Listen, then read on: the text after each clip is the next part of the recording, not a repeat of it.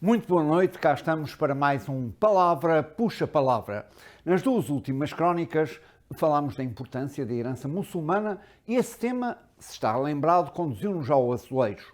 Como vimos, o azulejo ocupa um lugar muito importante na arte portuguesa, ultrapassando largamente a sua função exclusivamente decorativa para se unir à arquitetura e se tornar uma das vertentes mais características da arte portuguesa. Vimos igualmente que o facto de o Corão quase impedir a reprodução da figura humana vai daí resultar a proliferação de desenhos geométricos que se podem combinar numa enorme quantidade de padrões.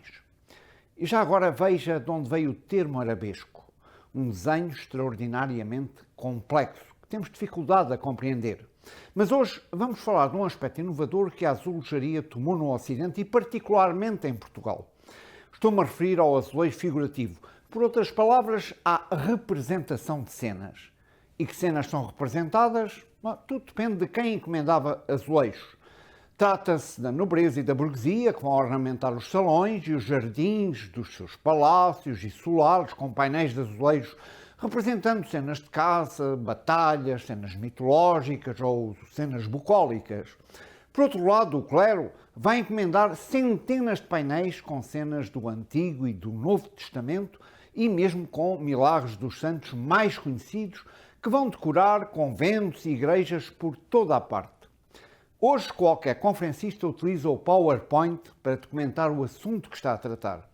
Os painéis de azulejos eram o PowerPoint que o pregador do século XVIII utilizava para catequizar os fiéis, na sua maioria, como se sabe, analfabetos.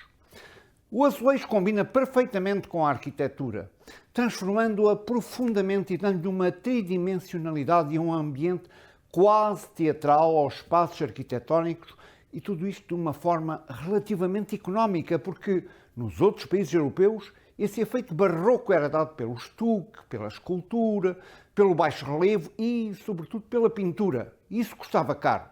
Há mesmo casos em que o azulejador, no desejo de obter a simetria, representa em azulejo uma janela ou um púlpito ou mesmo um confessionário. Até ao terceiro quartel do século XVII, os azulejos são polícromos. Verde, azul, amarelo são as cores mais frequentes.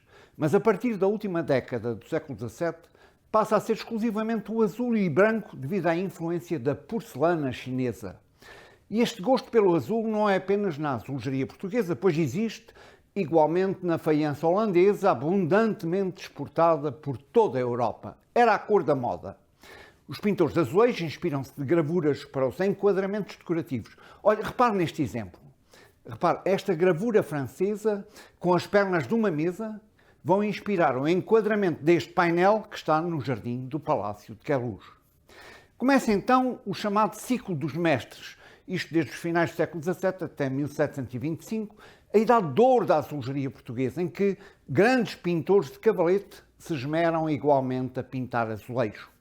Entre outros, posso citar Gabriel Del Barco, António de Oliveira Bernardes, sobretudo, mestre PMP, Policarpo de Oliveira Bernardes, filho e discípulo de António de Oliveira Bernardes. Policarpo é o autor dos painéis que forram as paredes, a abóbada, a cúpula da igreja de Almancil no Algarve, um verdadeiro ex-libris da azulejaria portuguesa do século XVIII. E eu aqui citaria o professor Moura Sobral, que tão bem descreveu a sensação que se sente dentro desta igreja. E diz ele, é como se nós estivéssemos no interior de uma chaleira chinesa, envolvidos pelo azul e branco da cerâmica. Os ateliês dos pintores do ciclo dos mestres funcionaram como escolas para os pintores do período da grande produção. De facto, a partir de 1725 e até ao terremoto de 1755, correspondendo mais ou menos ao reinado de Dom João V, época muito rica com a chegada de grandes remessas de ouro do Brasil, intensifica-se a produção de azulejos. Mas se há alguns grandes pintores, como Nicolau de Freitas, Valentim de Almeida ou Teotónio dos Santos, há também muitos outros que não têm grande qualidade, digo eu, artística nem técnica, mas que aproveitam o facto de haver muitas encomendas. Os pintores de azulejos servem-se de gravuras que circulavam por toda a Europa para criarem os seus painéis. Mais do que um processo de cópia, geralmente trata-se de um processo de recriação inspirado pela gravura. Olha, repare neste exemplo. Este quadro sob a Visitação feito na Itália pelo pintor Federico Barocci, foi transposto em gravura pelo flamengo Johannes Sedler. Esta gravura serviu de inspiração depois para este painel português dos inícios do século XVII.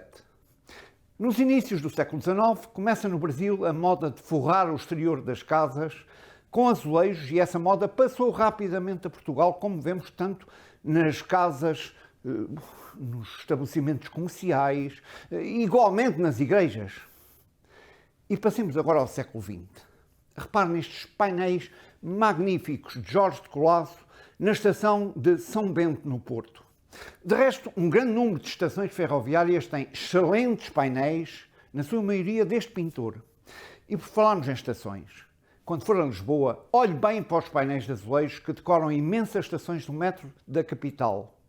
São magníficos. Aliás, as estações do metro de Lisboa são das mais lindas do mundo. E vou terminar com 3 imagens.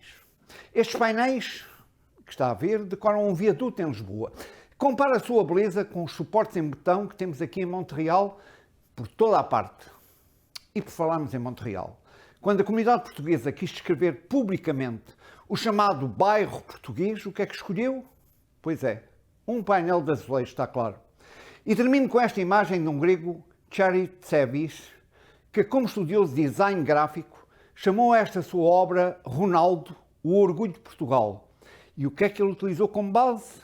Os azulejos do século XVIII. Por tudo isto, creio que não restam dúvidas que temos que nos orgulhar da nossa herança muçulmana. E aqui me despeço até ao próximo Palavra Puxa Palavra.